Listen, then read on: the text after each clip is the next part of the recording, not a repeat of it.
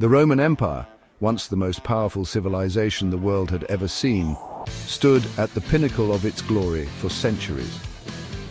From 27 BCE, when Augustus became the first emperor, the empire expanded, dominated, and brought stability to much of the known world, but by the 5th century CE it was crumbling under its own weight. The fall of Rome wasn't a single event, it was a slow, agonizing decline. So how did it all fall apart? The Roman Empire faced a host of internal problems that weakened its foundation. Political instability became rampant after the death of Emperor Marcus Aurelius in 180 CE. Weak leadership, civil wars, and a series of short-lived emperors tore at the empire's cohesion. The Praetorian Guard, which once protected the emperor, became more powerful, often dictating who would rule. The economic system also began to collapse. Heavy taxes, inflation, and a reliance on slave labor stunted innovation and productivity.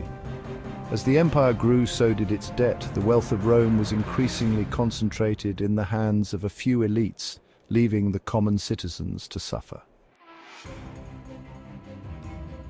Meanwhile, the empire's borders were under constant pressure. For centuries, Rome had been able to repel invaders with its powerful legions, but the time of the empire's military dominance was drawing to a close. The arrival of the Huns in the 4th century pushed barbarian groups like the Visigoths and Vandals into Roman territory. In 410 CE, the Visigoths, led by King Alaric, sacked Rome itself, an event that shocked the empire to its core. Though the Romans managed to rebuild, the damage was done. The Roman Empire's image as an invincible power was shattered. In 285 CE, Emperor Diocletian tried to solve some of the empire's problems by dividing it into two halves, East and West.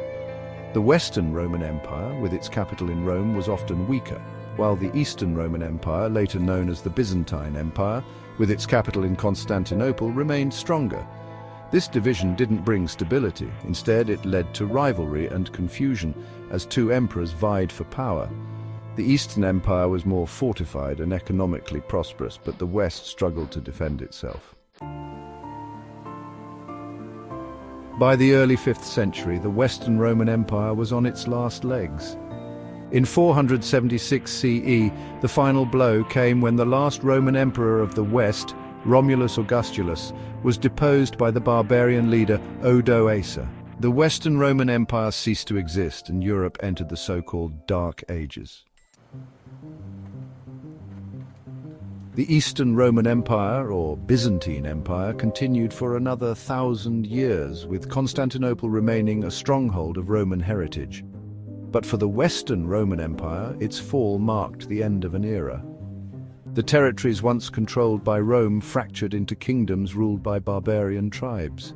But even in its downfall, the Roman Empire left a lasting legacy. Its laws, architecture, and culture would continue to influence the future of Europe and the world. The fall of the Roman Empire was not the end, but the beginning of a new chapter in history. It was a testament to the fragility of even the greatest civilizations. The lessons learned from Rome's rise and fall still resonate today, reminding us that no empire, no matter how vast or powerful, can endure forever. The story of Rome's decline is a timeless reminder. Empires fall when they are weakened from within, when they fail to adapt, and when they lose sight of the common good.